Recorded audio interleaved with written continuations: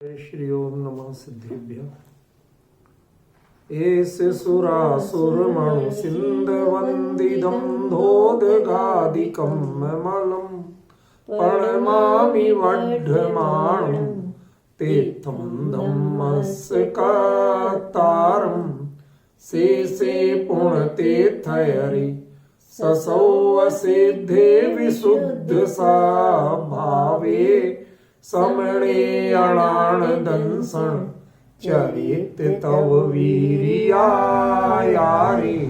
ते ते सौवे समगम समगम पतेगमेव पतेगम वंदामि अवट्टन्ते अर्हन्ते मानुषे खेते किच्चारिहन्ताणम् सिद्धाणं तैणमो गणहराणम् अध्यावैवगाणं साहूणं चैव सौवेसिं तेसिं विशुद्धदंसं प्राणपहाणासमं समासेज्य ओवसंपयामि सम्मं जतोणिवाण संपत्ति।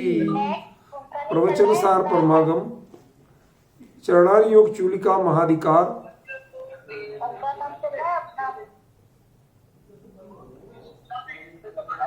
गाथा 205-206 पृष्ठ 401।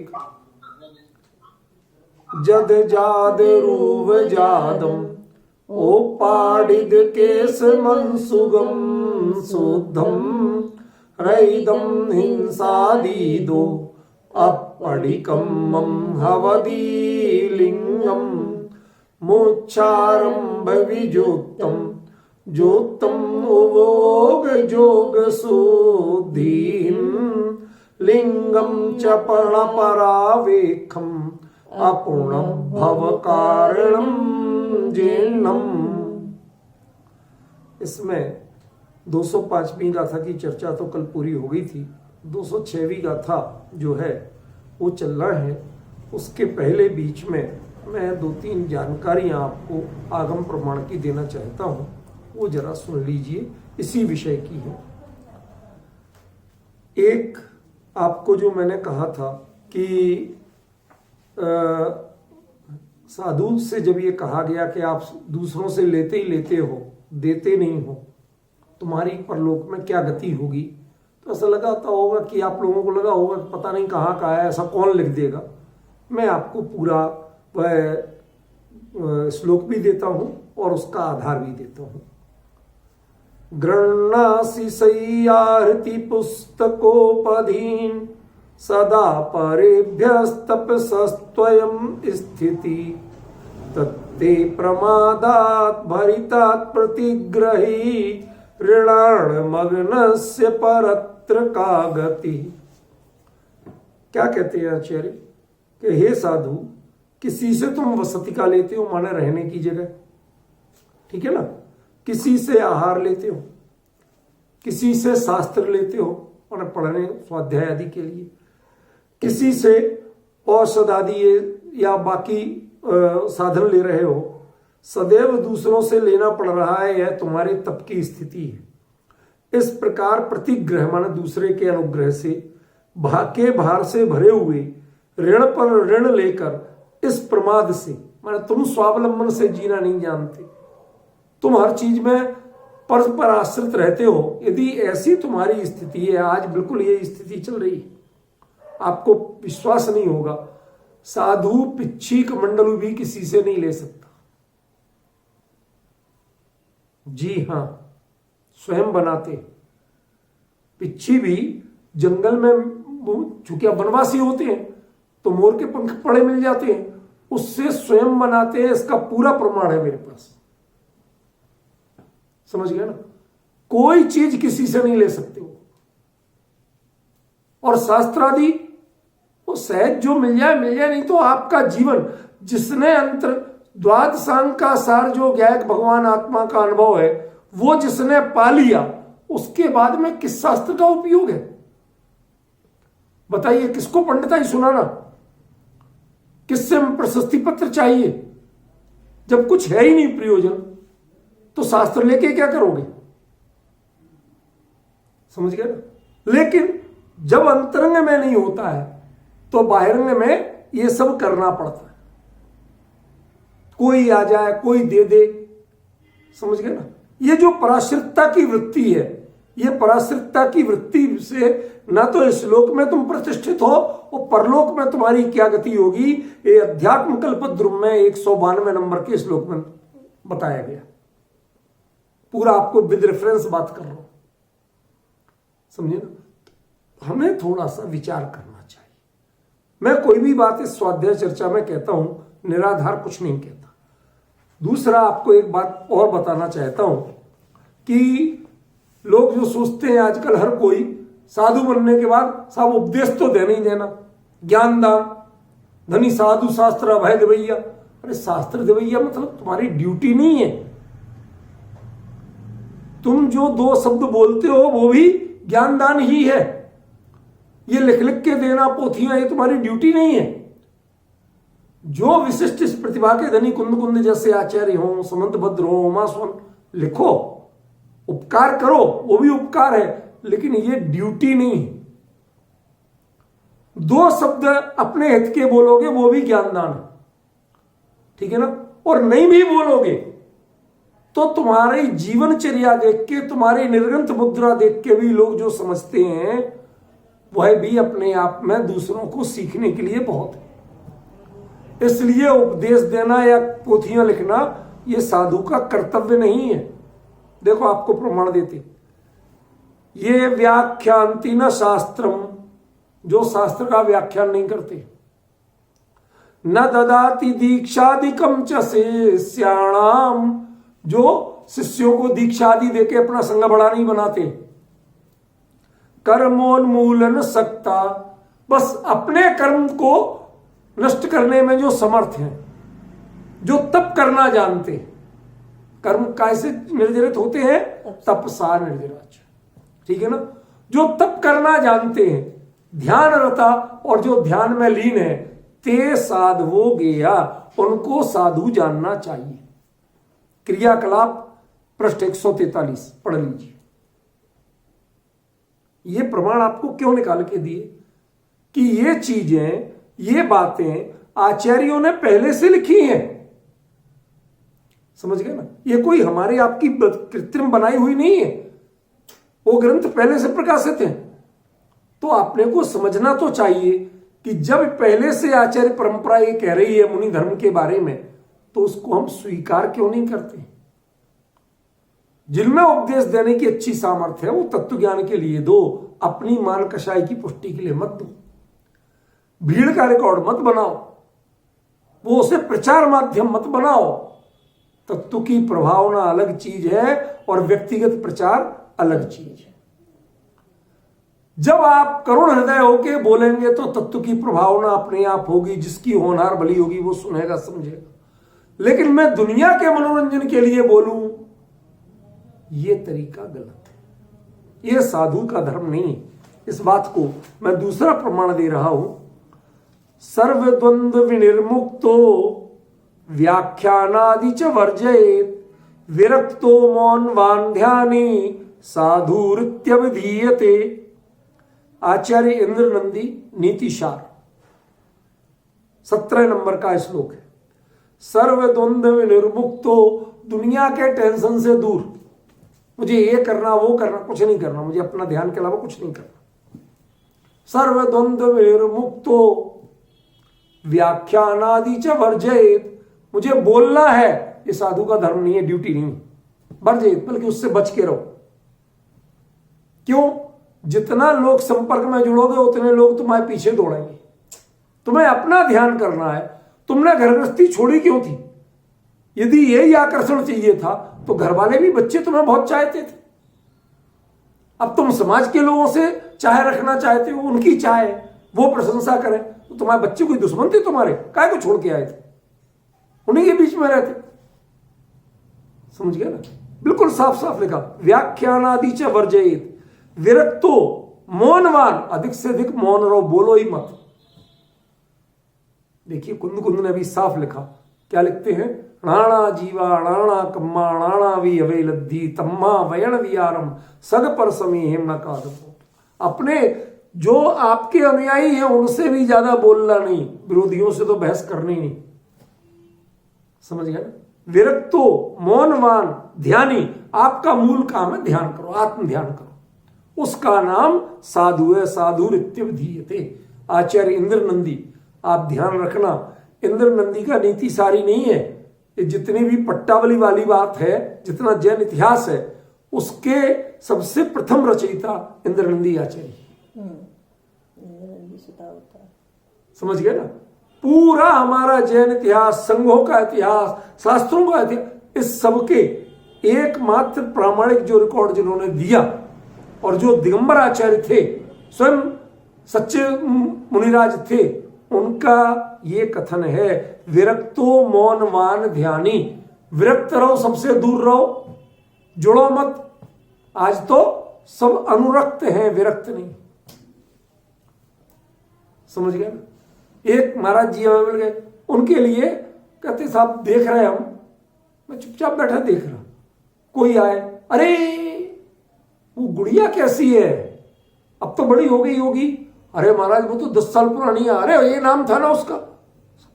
और ऐसे लोग कहते अरे महाराज जी का क्षोभसम गजब का है, 10 साल पहले बच्ची छोटी सी थी, एक बार मिली, उसके सारी चीजें पता, उसने क्या कहा था ये तक याद है आज। मैंने पूछ लिया, हमने कि महाराज जी जिन सहस्रनाम याद है? वो तो पूरा नहीं है। हमने कि भगवान के नाम याद नहीं है, भक्तों के नाम याद है। भगवान का परिचय याद नहीं है, भक्तों का परिचय याद है। आप तो अनुरक्त हो कि विरक्त हो? जो भोगियों की जानकारी रखता है वो अनुरक्त है, और जो वीतरागियों की जानकारी रखता है वो विरक्त है। आपका सारा उपयोग भोगियों में लगा हुआ है, वीतरागियों में आपका उपयोग नहीं है, तत्वज्ञानियों में आपका उपयोग नहीं है, जिनवाणी में उपयोग नहीं है। और लोग इसी पे, दिल्ली जैसे महानगरों के जितने श्रावक हैं, ऐसे ऐसे मूढ़ हैं, मूढ़ शब्द प्रयोग कर रहा हूं डंके की चोट, कि वो जानते ही नहीं साधु को साधु कहते क्यों। तुम्हारे बारे में जनरल नॉलेज जिनकी पक्की है, उससे पे तो शर्मिंदा होना चाहिए कि महाराज जी हमारे लिए क्यों याद करते हो। याद करो तो अपने धर्म को याद करो, वीतराग मार्ग को याद करो, ज्ञानियों के वचनों को याद करो, 24 तीर्थंकरों को याद करो। ये क्या याद करते हो? ये याद करने की चीज है। लेकिन वो कहते अरे साहब महाराज जी का इसमें क्षोभसम, अरे वो तो हमें एक बार में पहचान गए थे। अरे कतई नहीं पहचाने तो समझना साधु ठीक ठाक है। और जो तुम्हारी पहचान ज्यादा रखता है वो अपनी पहचान नहीं रखेगा ना, ज्ञानियों की पहचान रखेगा। क्यों? उपयोग का विषय एक बार में एक ही हो सकता है, दोनों नहीं हो सकते। समझ में आया? सीधा पूछा मैंने, कहा महाराज जी जिन सहस्रनाम याद है? वो तो नहीं है। हमने कि भक्त सहस्रनाम याद है, जिन सहस्रनाम याद नहीं है। क्या गजब स्थिति है। और उसके बाद उसी बात पे लोग रीझ के जय हो महाराज जी की कर रहे। हमने तो कह दिया महाराज जी हम तो जय हो तब बोलेंगे कि जब आप अपने स्वरूप की बात करो, आत्मा और परमात्मा की बात करो, आत्म ध्यान की विधि बताओ। ये जो बताते हो ना संसार का परिचय, इससे हम आपको साधु नहीं मानते। समझ गए? तो ये तो एक रेफरेंस आपको देना है, तो बहुत सारे, सब नहीं दे रहा हूं, इसलिए जरूरी थी। क्यों? इसमें जो पहला शब्द आया मुच्छा, मूर्छा, मोह दयादुदीर्णो मूर्छा तु ममत्व परिणाम। क्या परिभाषा दी? मोह के उदय से जो बना है, आपके जन्म लिया है, ऐसा ममत्व का परिणाम, पर के प्रति आकर्षण का परिणाम, उपयोग पर में रमना, इसका नाम है मूर्छा। परिग्रह वो बाहर में जुटना, ये परिग्रह नहीं है। एक व्यक्ति सारी दुनिया से दूर होकर भी महापरिग्रही हो सकता है, और एक सबके बीच में रह के भी अपरिग्रही हो सकता है। समझ गए ना? इसलिए पहली आचार्य कुंद कुंद ने जो 2 शब्द प्रयोग किए, परिग्रह शब्द का नाम नहीं लिया। मूर्छा मूर्छा और आरंभ, हम कहते हैं ना आरंभ और परिग्रह, इनमें अंतर है। क्या अंतर है आरंभ और परिग्रह? परिग्रह अकेले जुड़ने का नाम, जो वस्तु आपको प्राप्त हो चुकी है, जो प्राप्त हो चुकी है या जिसको आप जानते हो, ज्ञान में प्राप्त हो चुकी है, उसके प्रति जो आपका ममत्व परिणाम बनता है वो तो है परिग्रह। समझ गए ना? वो उसको जोड़ना, वो आपको साथ में है या नहीं, इससे परिग्रह का कोई लेना देना नहीं। आपको राष्ट्रपति भवन बहुत अच्छा लगता है तो आपका परिग्रह है, भले ही आपके नाम नहीं लिखा है, पर आपको पाप का बंध हो रहा है। समझ गए ना? एक दूसरा आरंभ, उसके लिए जो भी आप प्रयास शुरू करते हैं। मोक्ष मार्ग के लिए जो प्रयास शुरू किए जाते हैं उनको वैराग्य कहते हैं, और संसार के लिए जितने प्रयास शुरू किए जाते हैं उन्हें आरंभ कहते हैं। समझिए? अब यदि आरंभ आप कर रहे हो तो विरागी नहीं हो, और वैराग्य आपके जीवन में होगा तो आरंभ नहीं होगा। समझ गए? परिग्रह माने बाह्य परिग्रह को, तो कितनी बड़ी बात है यहां यदि आप गौर करें कि कुंदाचार्य ने, उनके समय तक ये बीमारी नहीं आई थी कि लोग संग में गाड़ी वाड़ी लाड़ी ये सब रखते हो, इसलिए उन्होंने बाह्य परिग्रह का नाम नहीं लिया। क्या लिया? मूर्छा और आरंभ, इतना ही होता था। इससे ऊपर लोगों के परिणामों में कमजोरी आई थी, लेकिन बाहरी चरित्र इतना नहीं बिगड़ा था कि जिस पे उनको टोकना पड़े। समझ में आया? क्या युग था, आज कहां आ गए हम, सोचिए जरा। लोग हमसे कहते हैं कई बार कि साहब रावण बहुत बुरा आदमी था, बहुत बुरा था। मैंने कहा कि आज के गुंडे यदि रावण भी बन जाए तो मैं उनके लिए पद्मश्री दिलवा दूं। क्या कहा? आज के गुंडे, भले आदमी की नहीं, गुंडे भी यदि रावण भी बन जाए तो मैं पद्मश्री दिलवा दूं, मेरा जोर चले यदि तो। कैसे? क्या बात करते हो आप? सुनो तो सही, शांति से सुनो। वो रावण अपने राज्य में, अपनी लंका में सीता को रखे था, उसको ले तो गया, लेकिन रोज उसको मनाता, डराता, पुचकारता, सब कुछ करता, प्रलोभन देता, लेकिन सीता की मंजूरी के बिना उसने स्पर्श नहीं किया था। मरते मर गया, लेकिन उसने स्पर्श नहीं किया था। अब आप बात समझ में आई? आज कोई बदमाश को कोई रोक टोक नहीं हो, तुम्हारी प्रॉपर्टी है, सब तुम्हारी जागीर है, तुम्हारा ही हुक्म चलना, कोई तुम्हारा विरोध करने वाला नहीं हो, तो वो किसी को छोड़ेगा? है कोई इतने मोरल वाला? आज आप पुतले रावण के फूंकते हो, लेकिन आपके बीच में जो समाज में बड़े बड़े रावण मौजूद हैं, उनकी क्या कहोगे आप? बताइए, कैसे उनको डिफाइन करोगे?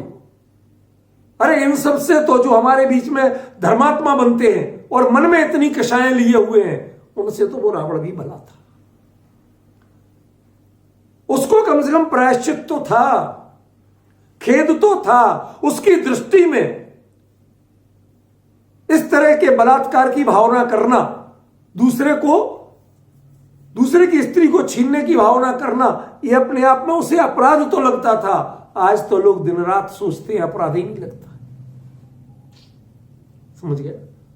दूसरे के ऊपर अतिक्रमण करना अपराध नहीं लगता है। खतरा यह है, आज बिगड़ गए ये बड़ी बात नहीं है, अपराध बोध खत्म हो गया ये बड़ी बात है। समझ गए? मैंने आपको बताया था कि जब इस यूनिवर्सिटी में मैंने ज्वाइन किया था, सारे जाट गुज्जर ऐसे ही लोग पढ़ते थे, तो पहली बार जो एग्जामिनेशन की ड्यूटी में गया तो मैंने देखा एक किताब ली, क्या है, तो क्या हो गया? उससे कोई खेद नहीं था, तो क्या हो गया, किताब ही तो है। उल्टा पूछता इसमें से, अरे तुम तो गुरुजी, तू तो उनके असल में हरियाणा वाले में तो कल्चर के नाम पर एग्रीकल्चर है, उन्हें तो कोई सभ्यता की भाषा आती नहीं है। समझ गए ना? चाहे अध्यापक हो चाहे सगा बाप हो, तू तड़ा के ही बोलते हैं। कहते गुरुजी तुम जरा ये तो बता दे इसमें इस प्रश्न का उत्तर है कहां। समझ गए? माने उसे अपराध बोध नहीं लग रहा। हम जिस माहौल में पढ़े थे वहां हजारों हजार बच्चे एग्जाम देते थे, लेकिन मजाल है कोई सिर उठा के देख जाए। किताब तो धूल, इतनी सी पुर्जी भी नहीं रखने की हिम्मत नहीं होती थी। इतने कठोर अनुशासन कि मैं जिया, पढ़ा लिखा, और उसके सामने किताब लिए घूम रहे और कहते तेके हो गया, किताब ही तो लाया, कौन सी भैंस खुल ली। उन्हें अपराध बोध नहीं। ये सबसे बड़ा खतरनाक पॉइंट है कि आपका अपराध बोध नष्ट। आज के वर्तमान जो मुनिपद धारक हैं उनमें इसके हिसाब से जो अपराध, वो किसी को लगता ही नहीं कि हम कुछ गलत कर रहे हैं। गलत करते हुए गलत नहीं लगता, यह सबसे बड़ी खतरनाक बात है। आचार्य देव कहते हैं आप में मूर्छा का परिणाम नहीं होना चाहिए, ममत्व परिणाम नहीं होना चाहिए। अरे आप पिच्छी कमंडल को भी मेरी पिच्छी मेरा कमंडल नहीं कह सकते। कह दे तो आपको पता है संघभेद क्यों हुआ था? अरहत आचार्य ने किस आधार पर कर दिया था युग प्रतिक्रमण में कि अब एक आचार्य के नेतृत्व में नहीं रह पाएंगे। क्यों? हमारे यहां के तो आ गए भाई साहब, दूसरे यहां का पता नहीं। आप यदि दक्षिण भारत में ज्यादा विचरण कर रहे हो तो आपको दक्षिण भारत हमारा यहां लगने लगा, उससे आपने एकत्व मत जोड़ लिया। आचार्य ने कहा अब ये संघ एक नहीं रह सकता, इसे बुरा लक्षण माना। आप मूर्छा का परिणाम, आपको दक्षिण भारत हमारा अपना लगने लगा। साधु का कोई अपना देश नहीं होता, कोई अपना क्षेत्र नहीं होता, कोई अपना गांव नहीं होता, कोई अपनी पहचान सांसारिक नहीं होती। उसकी पहचान उसका चारित्र होता है, इसके अलावा कुछ नहीं होता। समझ में आया? तो इसीलिए आचार्य ने कहा मुच्छारंभ विजुक्त, मूर्छा का परिणाम। जो यदि सामने मिला भी है, वस्तु साथ में है, पिच्छी है, कमंडलू है, लेकिन उसमें मूर्छा नहीं, ये मेरी है ये नहीं। एक प्रसंग आया मेरे सामने,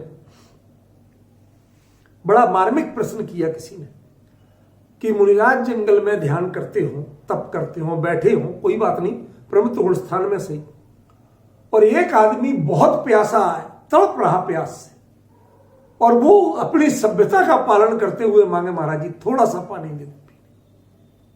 कमंडलू में पानी है, आसपास मीलों तक पानी नहीं, तेज गर्मी पड़ रही, सब सूख गए जल के स्रोत। क्यों? अब महाराज जी क्यों नहीं देते? उपदेश पिलाएंगे। अरे जीव तू अनादिकाल से अपने स्वरूप को भूलकर अनेक प्रकार के कष्ट पा रहा, भूख प्यास आदि के, तो अपने स्वरूप की संभाल कर ऐसा कहें। आज के जितने पढ़े लिखे लोग हैं उनसे यदि पूछो तो वो कहेंगे कि या तो आदमी सिरफरा है या दुराभिमानी। कहते एक जरा सी बात है, आप बगल में पानी रखा दे दो। अरे उस पानी को और उस कमंडलू को उन्होंने अपना माने ही नहीं। जब अपना माने तो दे दे। समझ में? जब अपना माने ही नहीं, उसमें मूर्छा ही नहीं है, तो दे कैसे दे? वो सिर्फ संयम के और शुद्धि शौच के उपकरण है। कमंडलू शौच का उपकरण है। तू शौच तो कर नहीं रहा ना, उसके लिए तो नहीं मांग रहा, और उसके लिए नहीं मांगा तो मैं कैसे दे दूं? क्योंकि मेरा तो है ही नहीं। मुझे लगता है अपना उपयोग कर लेता हूं, लेकिन उस समय भी ये मेरा है ऐसा। उस देखो, जो गिद्ध पिच्छाचार्य आदि कहे गए, बलाक पिच्छाचार्य कहे गए, क्या था ये? सब तो मयूर पिच्छी रखते, फिर ये नाम क्यों पड़े? भाई गिर गई तो गिर गई, कोई ले गया तो ले गया। अब गमन आदि क्रियाएं उस पिच्छी के बिना नहीं करना, और कोई उनको देता था नहीं। ध्यान रखना, कल भी बताया था, साधु किसी से पिच्छी ले नहीं सकते, स्वयं बनाते।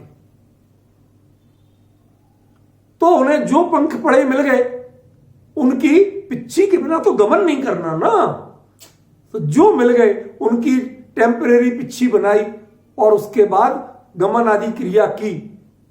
जंगल में चाहे मोर के पंख ढूंढना हो, मिलना हो, तो चलना तो पड़ेगा ना। वो पिच्छी लिए बिना चल नहीं सकती, तो वो उतनी क्रिया की, तो उनका नाम किसी का गृध्र पिच्छाचारी पड़ गया, किसी का बलाक पिच्छाचारी, बलाक माने बगुले के पिछ पंखों के। तो जो नाम पड़ गए ये किस बात के सूचक हैं? ये फैशन के सूचक नहीं है, ये उनकी आइडेंटिफिकेशन नहीं थी, ये पहचान थी कि उन्होंने मोर पंखों की पिच्छी में भी मूर्छा का परिणाम नहीं रखा था, उसे भी अपना मान के उसकी रक्षा नहीं की थी, बगल में रखी रहती थी हाथ में, सो चलते थे, नहीं तो नहीं चल रहे। ख्याल में इतनी निष्प्रहता। कौन से दो उपकरण, पीछी और कमंडल, उनमें भी मूर्छा ममत्व परिणाम नहीं रखना, ये मेरा है ये नहीं सोचना, उपयोग करना पर ममत्व नहीं करना। क्या कहा? उपयोग करना पर ममत्व नहीं करना। देखो जैसे बताऊं, आप ट्रेन में बैठे, आपकी सीट रिजर्व, ठीक है ना। अब वो इंडियन ट्रेन में 3 की 1 बर्थ हो जाती है स्लीपर में, अब 3 बैठे, ठीक है ना। अब आप उसमें रिजर्वेशन तीनों का है, उनका एरिया नंबर लिखा हुआ है, सब बटा हुआ है, लेकिन वो नंबर तो सेंटर में इतनी सी स्टिकर पे लिखा रहता है। अब उतने में तो आदमी बैठ नहीं सकता इतनी सी जगह में, वो तो उसके हिसाब से जगह तय है। अब कोई यदि मोटा बीच में बैठ गया, जगह ज्यादा घेर ली, तो क्या कर लोगे और क्या टीटी कर लेगा? भाई साहब, मैं जितनी जगह लेता है शरीर से लेता है, मैं क्या कर सकता हूं इसमें, समझिए। लेकिन उसमें आप, ये मेरी सीट है ये नहीं कह सकते, आपका रिजर्वेशन, आप भी बैठे। ख्याल में ये बंटवारा करके काट नहीं सकते कि साहब इतनी मेरी थी इतनी तुम्हारी। एक आदमी को वो 2 बिठाए तो ऐतराज है, ठीक है ना। अब कोई मोटा भी हो सकता, कोई दुबला भी हो सकता। क्यों? अभी ऐसा कोर्ट में डिसीजन आया, जस्टिस आया, कोर्ट ने दिया कि एक आदमी मोटा था काफी, तो फ्लाइट वाले उससे डबल चार्ज मांगा कि तुम 1 सीट पे नहीं आते हो, 2 सीट पे आते हो, तो जब 2 सीट पे जाओगे तो डबल चार्ज देना पड़ेगा। वो कोर्ट में चला गया, उसने कहा भाई मैं कोई जानबूझ के मोटा नहीं हुआ, मैं खुद परेशान हूं इस मोटापे से, समझे कि नहीं। कोर्ट ने उसके फेवर में दिया कि भाई 2 सीट लगे, 3 सीट लगे, इंसान एक है तो उसके आप एक ही की ले सकते, 3 की नहीं ले सकते, बाकी पे तुम अपना अधिकार भाव नहीं जता सकते। एक सोचने की बात है।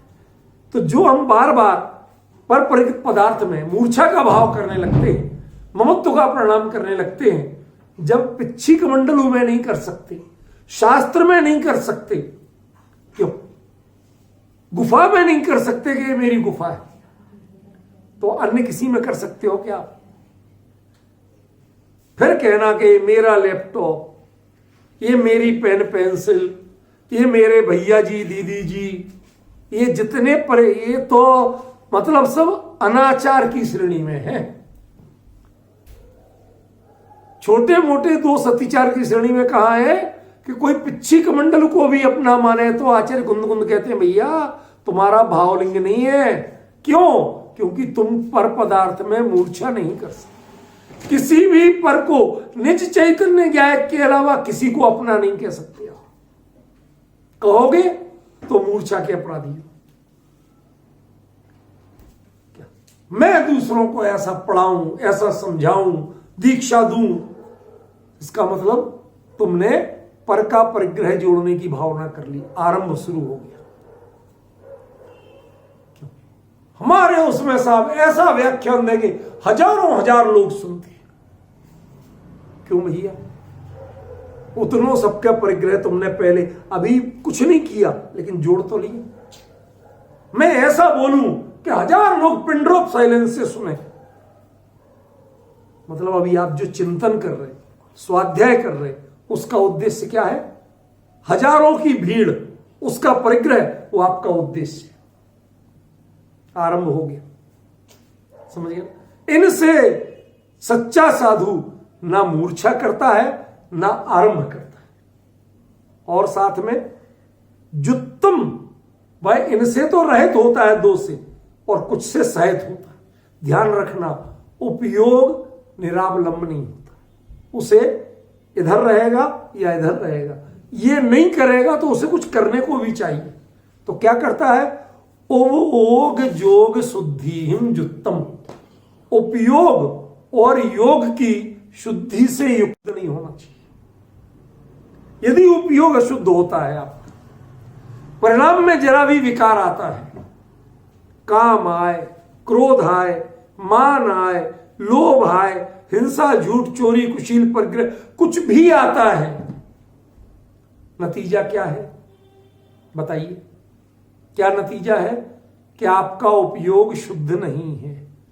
आप विश्वास नहीं करेंगे यदि मैं जिनवाणी के आधार से आपको बताऊं, अभी चौंक जाएंगे कि आप जो शास्त्र लिखते हो ये भी उपयोग शुद्ध नहीं है। शुभ तो है, शुद्ध नहीं। जो प्रवचन देते हो ये भी उपयोग शुद्ध नहीं है, शुभ है। बराबर। समझ में आया ना? जो तीर्थ वंदना आदि करते हो बहुत बढ़िया है, लेकिन उपयोग शुभ है, शुद्ध नहीं है। समझ गए? जो चलते समय क्रिया समिति का पालन करते हो ये उपयोग भी शुभ है, शुद्ध नहीं है। भावलिंग कब बनता है? कि जब उपयोग की शुद्धि हो। उपयोग शुभ हो तो भावलिंग नहीं है। माने 28 के 28 मूल गुण ये शुभोपयोग है, ये शुद्धोपयोग नहीं है। शुभोपयोगी भावलिंगी नहीं होता है, शुद्धोपयोगी भावलिंगी होता है।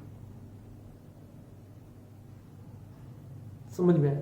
और यदि आपने उपयोग की शुद्धि करना नहीं सीखी, शुद्धोपयोग आपको प्रकट नहीं हुआ, निर्मल आत्मानुभूति आपको प्रकट नहीं हुई, तो इसका मतलब क्या है? इसका मतलब है कि भावलिंग आपके नहीं है। लोग कहते कैसे जाने भावलिंग नहीं है? ऐसे जानो ना, लिखा है आचार्य ने साफ साफ।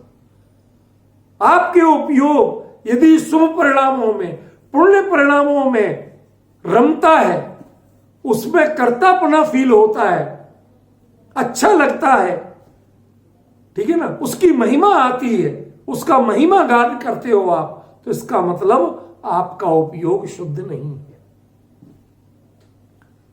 तो कुंद भी तो शास्त्र लिखते थे कि नहीं लिखते थे? उपदेश भी देते होंगे, जब चलते होंगे तो ईरिया समिति से भी चलते होंगे, तो वो भी गड़बड़ हो गए।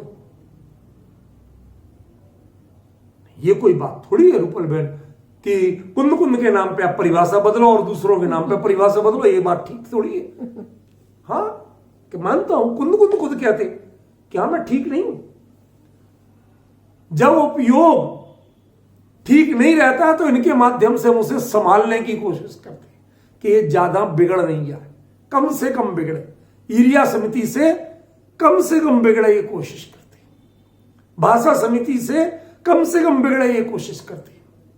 क्यों? स्वरूप से जो स्खलित हुआ वो कहां जाके गिरेगा इसका पता नहीं। शुद्धता तो अपने स्वरूप में ही है, पर में जाएगा तो गड़बड़ी होगी। अब वो गड़बड़ी अशुभ अशुद्धता के रूप में ना चली जाए, अशुभ के रूप में ना हो जाए, इसलिए उसे बांध के रखते हैं शुभ में। समझ गए? बांध के रखते हैं शुभ में, अन्यथा वो खतरा तो है ही है। वो भी जो ईरिया समिति करते थे वो शुद्धोपयोग नहीं था। जो उन्होंने 84 पहाड़ लिखे, ये लिखने का काम शुद्धोपयोग नहीं था। लेकिन इसके बीच में लिखते हुए, पढ़ते हुए, बीच में जो अपने स्वरूप में जाते थे, जो निर्मल आत्मानुभूति लेते थे, वो शुद्धोपयोग था। उसके कारण वो सच्चे थे, उसके कारण भावलिंगी थे, और उसका जिसको नाम निशान नहीं है वो भावलिंगी नहीं। That's all. समझ में? आपको फोकस किस पे करना? उस शुद्धोपयोग पे करना। उपयोग की शुद्धि ये इंपॉर्टेंट है। शुभ होना इसकी कोई कीमत नहीं। शुभ होने की कीमत कितनी है? कि हां मैं अशुभ नहीं हुआ। किसी व्यक्ति ने भूख के मारे एक रोटी चुराई, बताओ कितनी सजा दोगे? आप तो एक बार भाई साहब बल्कि ध्यान रखना चाहिए। आप भरपेट खाते हो, आपके पड़ोस में लोग इस हालत में रहते हैं, थोड़ा ध्यान रखा करो। मैं ये नहीं पूछ रहा हूं कि एक मानवीयता के नाते आपका क्या रोल है, मैं ये पूछ रहा हूं कि वो उसने एक रोटी चुराई, वो अच्छा काम है या नहीं?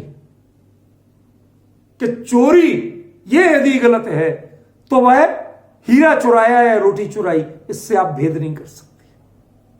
चोरी तो चोरी, ख्याल में, चोरी तो चोरी है। हां, आपके जो सिस्टम है, आपकी जो करुणा है, उसके आधार पे आप भेद करते हो। करे रोटी कोई बात नहीं, ले जाओ ले जाओ। बल्कि कल से वो चुराया, उसके पहले उसको आके पहले रोटी खिलाओ, जाते समय थोड़ी बची है घर में ले जाओ, बच्चों को खिलाना। क्यों? ताकि उसे चोरी करना ना पड़े। इसके लिए जो आप करुणा भाव करते हो, ये प्रशंसनीय हो सकता है, लेकिन ये मुनिराज का भावलिंग नहीं। जो भव्य जीवों पर उनके दुख को देखकर करुणा बुद्धि से उपदेश देते, जिनवाणी लिखते हैं, जीवों पर करुणा करके उनकी जीव देह का पालन करते हैं, ये सब शुभोपयोग है, शुद्धोपयोग नहीं। ये हमारी दुर्दशा की दृष्टि से बहुत अच्छा है, हम तो कहेंगे बहुत अच्छा काम किया, लेकिन आपकी दृष्टि से जब देखेंगे तो कहेंगे महाराज अपना हित छोड़ के बाहर में आई काहे को थी? किसने कही थी आओ? समझ गए? ये अंतर है। भावलिंग ही वास्तव में मुनि धर्म है। इसके लिए पहली शर्त क्या है? उपयोग की शुद्धि, और उपयोग के साथ योग की शुद्धि। What is the definition of yoga? मन वचन काय की शुद्धि, जी नहीं। मन वचन काय का नाम योग नहीं। ये योग के 3 प्रेरक हैं, 3 भेद नहीं। योग जिनके कारण से होता है, ये उसके हेतु हैं, लेकिन ये योग का स्वरूप नहीं। योग तो है आत्म प्रदेशों के परिस्पंदन का। और आत्म प्रदेशों में परिस्पंदन कब होता है? कि जब उपयोग स्वरूप में न टिके,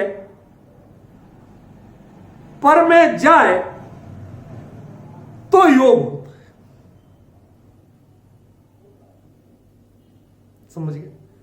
अब यदि तुम्हारे आप कुछ प्रयास करना चाहते, कोशिश करना चाहते, तो कोशिश भी काहे की करो?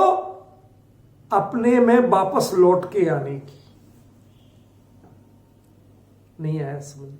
सुनो, एक व्यक्ति पहाड़ से गिर रहा था, कोई उसने जड़ पकड़ ली। अब ऊपर के लोगों ने उसको किसी तरह एक रस्सी फेंकी, भाई ये पकड़ ले। उसने जड़ छोड़ के रस्सी पकड़ ली, लेकिन रस्सी ऊंचाई ज्यादा थी, अपना वजन, वो कोई जिम्नास्ट नहीं था, बहुत बड़ा खिलाड़ी नहीं था, हाथ नाजुक थे। अब वो उस रस्सी के बल पे भी खींचना चाहता ऊपर, ठीक है ना? अब ऊपर खींचने वाले में इतनी दम नहीं कि इतना वजन खींच ले, तो वो तो खाली पकड़े बैठे कि छूट ना जाए, इतनी रोल कर पा रहा, इससे ज्यादा नहीं। ध्यान देना, मैं बड़ा सटीक दृष्टांत दे रहा हूं। अब तुम चले, आप 10 कदम जैसे समझो, हाथ का भी तो कदम ही मानना पड़ेगा ना, पैर जैसे, तो 10 कदम आप ऊपर पहुंचे। अगला क्या कहेगा ऊपर वाला? हाँ शाबाश, बहुत अच्छे, और। अब इतने में अचानक आपके हाथ छिला और आप 3 कदम नीचे आ गए। क्या कहा जाएगा? अब आपको वो 3 कदम वापस चढ़ना पड़ेंगे कि नहीं चढ़ना पड़ेंगे? चढ़ना पड़ेगा। तो 3 कदम जाके रुक जाना, नहीं, पहुंचना तो ऊपर तक है, लेकिन अब उसे भारी क्या लग रहा? 3 तो मैं चढ़ चुका था और 3 वापस गिर गया, अब ये 3 दोबारा चढ़ूं, फिर बाकी रास्ता चढ़ूं। डिफरेंस क्या में आ रहा? क्या ये बात वो कह रहे हैं? योग शुद्धि, तुम्हारा जो योग हो वो शुद्धि की ओर हो, गिरने की ओर नहीं। आत्म प्रदेशों में जो परिस्पंदन हो वो काय के लिए हो? अपने स्वरूप में स्थिरता के लिए हो, पर में रमने के लिए नहीं हो। वह मन वचन काय के निमित्त से भले ही हो, लेकिन मन वचन काय को चलाने के लिए नहीं हो। यह बहुत बड़ा डिफरेंस है। लोग योग का अर्थ नहीं समझते। समझ गए? वो अध्यात्म योग की बात नहीं कर रहा हूं मैं। स्थूल योग मन वचन काय के निमित्त से, ये तो निमित्त है, ये योग नहीं है। समझ गए? ये क्या है? निमित्त। और आत्म प्रदेशों का जो परिस्पंदन है, हलन चलन है, उसका नाम योग है। अब डिफरेंस ख्याल में आया? यदि आत्म प्रदेशों का परिस्पंदन योग है तो योग के कितने भेद हुए? या तो है असंख्यात लोक प्रमाण भेद,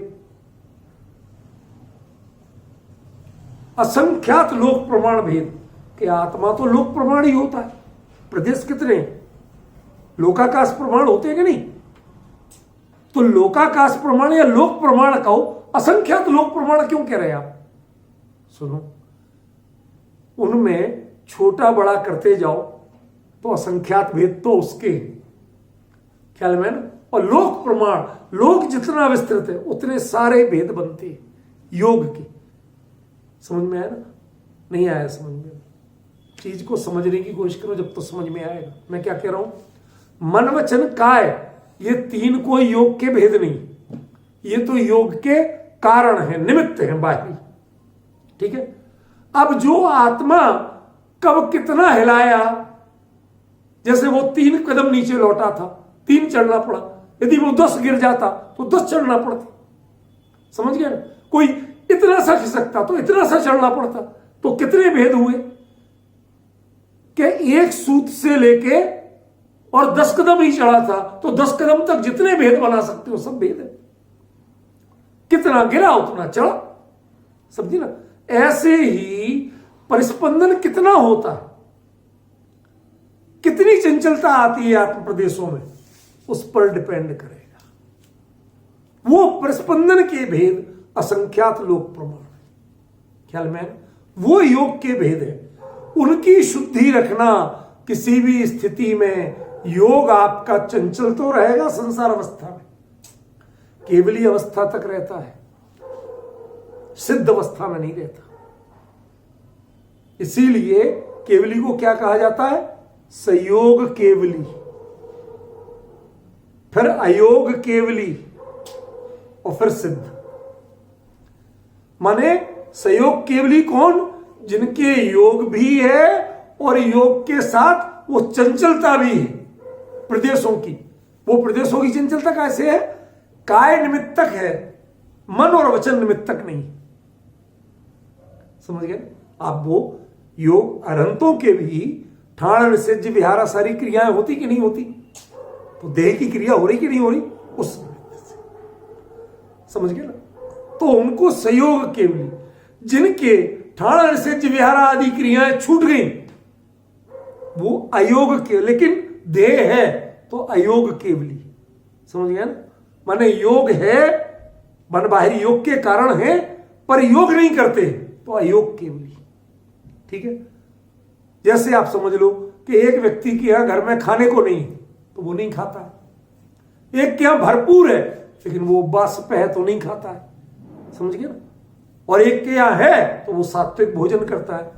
तो जो है और सात्विक भोजन करता है वो हो गया, समझ लो, संयोग केवली। ये दृष्टांत को सीमित लेना, नहीं तो इसको परिभाषा बना लो आप। ये परिभाषा नहीं, ये दृष्टांत।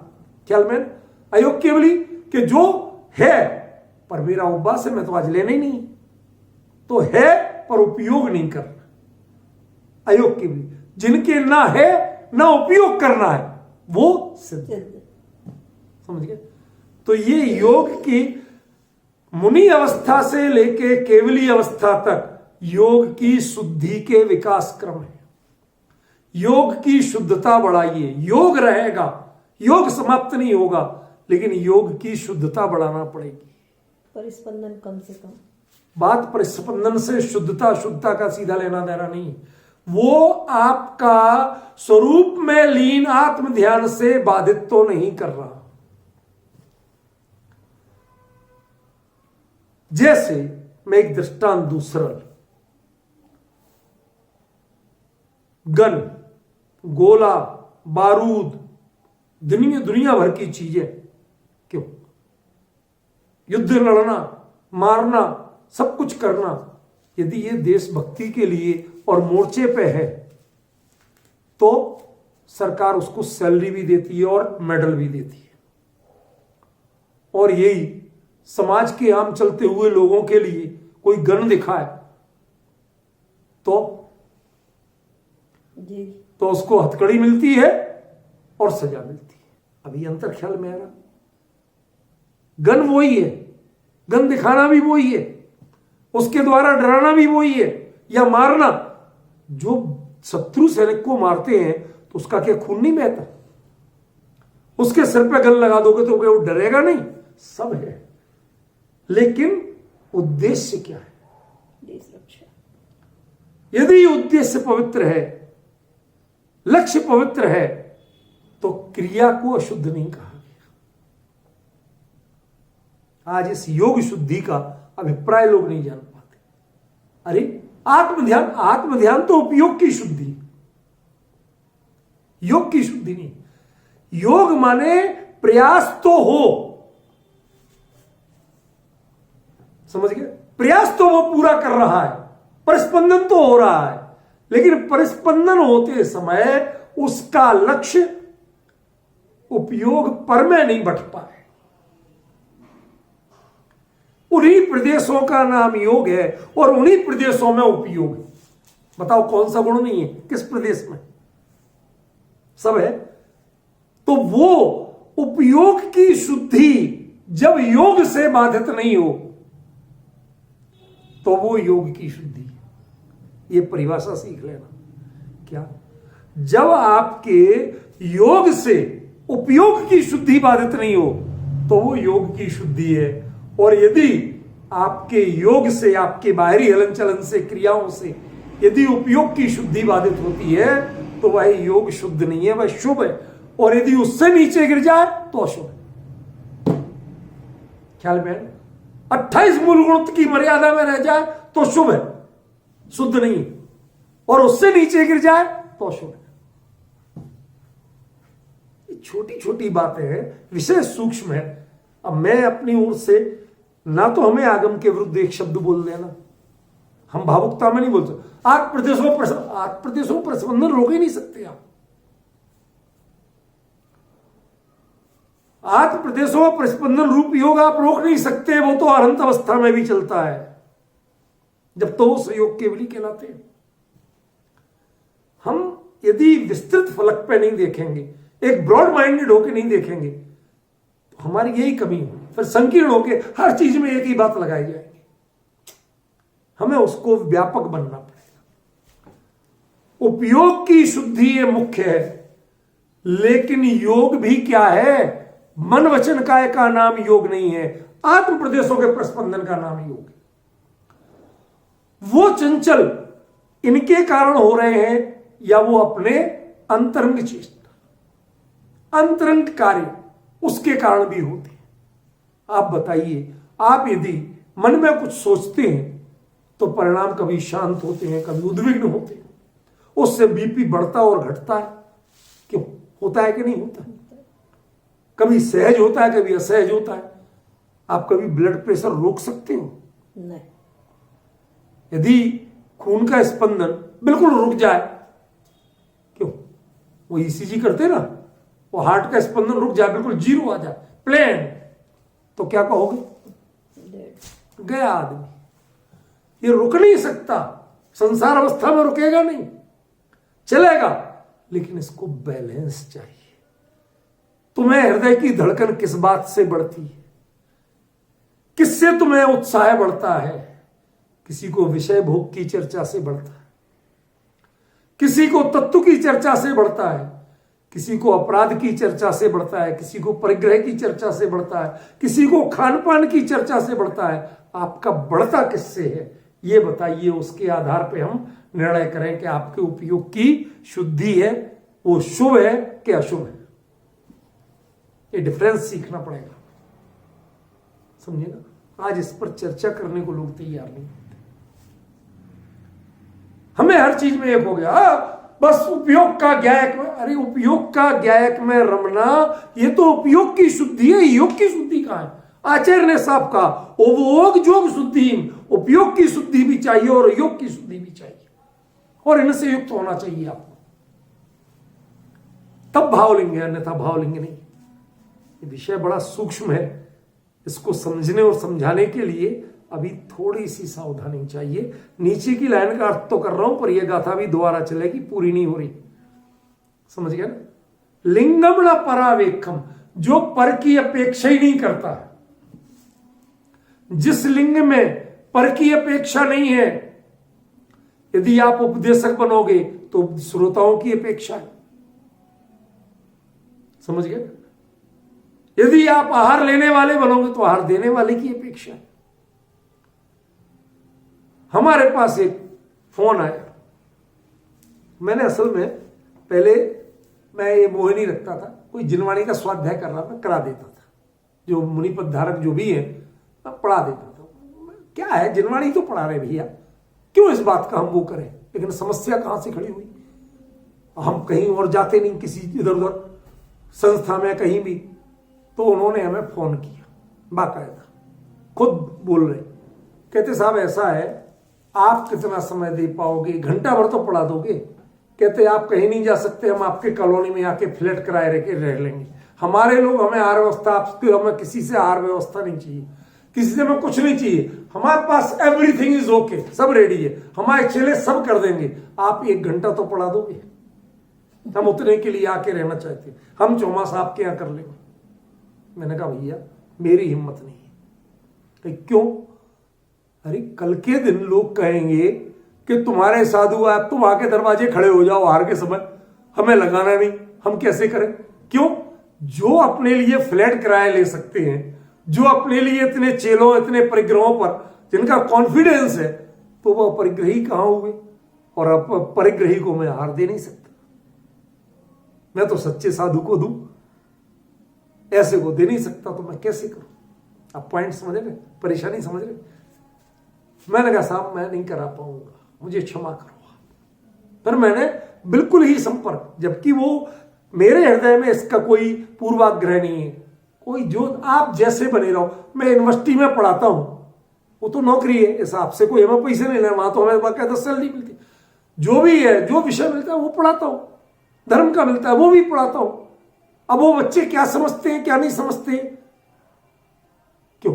उनमें से कौन शुद्ध खान पान वाले है, कौन नहीं है? क्या मैं ये डॉक्टरी करा सकता हूं? नहीं कर सकता।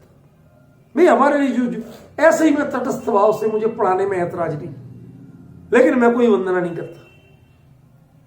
लेकिन अब वो कई सालों से वो भी इसीलिए छोड़ दिया कि लोग बाद ये कहने लगे पर की अपेक्षा वाला लिंग हो गया, हमारे पास सब है, आपको भी चाहिए तो आपको भी देने को तैयार है। ये जो बातें आने लगी, मैंने कहा भाई अब मेरी हिम्मत नहीं रही। पहले क्या होता था, किसी संस्था में गए, अब वहीं थे, चलो भाई थोड़ी देर पढ़ा भी दिया, पढ़ा दी, ठीक है ना। आते जाते कहीं रास्ते में जगह पड़ी, उनने कहा डॉक्टर साहब थोड़ा कर जाओ, ठीक है, आधा घंटा रुक गए, घंटे भर रुक गए, किसी शास्त्र का स्वाध्याय करा दिया, चले आए। पर अब जो स्थितियां देखी और जिस तरह की विडंबनाएं देखी, अब हिम्मत नहीं होती, अब हिम्मत नहीं, अब मैं कट गया। क्यों? जब हम पढ़ते हैं लिंगम न परावेक्षम, ये मुनिलिंग, ये भावलिंग, पर की अपेक्षा रहे तो भावलिंग नहीं, चेलों की अपेक्षा रहे तो भावलिंग नहीं है, पोथी की अपेक्षा रहे तो भावलिंग नहीं है, समझ गया ना। पर के कुछ भी, सारी दुनिया कोई नहीं मिले, सब आहार देने वाला कोई मिलेगा कि नहीं? तुम साधु इस डर से नहीं बन रहे, यह विकल्प नहीं कर सकते आप जाएंगे अपने आप मिलेगा सब कुछ, और नहीं मिलेगा कोई बात नहीं। हमने जो मार्ग अपनाया वो मार्ग छोड़ने का नहीं है, पर की अपेक्षा नहीं रखना। आप अपने आप में परिपूर्ण बनिए, सारे लोग कहां से आएंगे? स्वर्ग के देवता आके आपको करेंगे। चंद्रगुप्त मौर्य की, भद्रबाहु स्वामी की कहानी सुनी है आपने? जब 12,000 सैनिकों के साथ गए थे, 12,000 साधु थे, ठीक है ना, और वहां पर जाके बसे, धीरे धीरे इनकी रसद खत्म हो गई, तो देखते कि साहब वहां गए कोई साधु, तो रास्ते में पूरा नगर बसा मिला, बहुत सारे श्रावक, बड़ा अच्छे आहार की विधि सब पढ़ा रहे, सब हुआ, आहार लेके आ गए। पूछा, यहां आए महाराज, आचार्य ने पूछा कि हो गया, हाँ ऐसा क्या, इतनी दूर, इधर तो कोई नगर है, वहां के लोकल जो थे भाई साहब, यहाँ कोई नगर ही नहीं है, तो तुम भूगोचरी होकर के तुमने देवताओं के वो उनके विक्रिया वालों का आहार ले लिया। उन्होंने कहा साहब प्रायश्चित लो। आप समझ सकते हैं क्या क्या विडंबनाएं होती, परापेक्ष लिंग नहीं होना चाहिए। और कैसा होना, भावना कैसी होना चाहिए, अपूर्ण भाव, दूसरा भाव मुझे नहीं चाहिए, इसी भाव से मोक्ष हो जाए, ऐसे उग्र पुरुषार्थ की भावना हो, कमजोर पुरुषार्थ की भावना नहीं हो, जो कल पे नहीं छोड़े, जो आज और अभी परिपूर्ण पुरुषार्थ करने की भावना रखे, वह वास्तव में भावलिंग होता है। भावलिंग कर लेंगे, अगले भाव में चले जाएंगे, तीर्थंकर भी तो 9 भाव लगते हैं, 10 भाव में, ये वो प्रथमान योग इसके लिए आदर्श नहीं। यदि आपको भावलिंग का सही रूप देखना है तो ये अपूर्ण भाव, आपको दूसरा जन्म नहीं होगा ये मुद्दा नहीं है।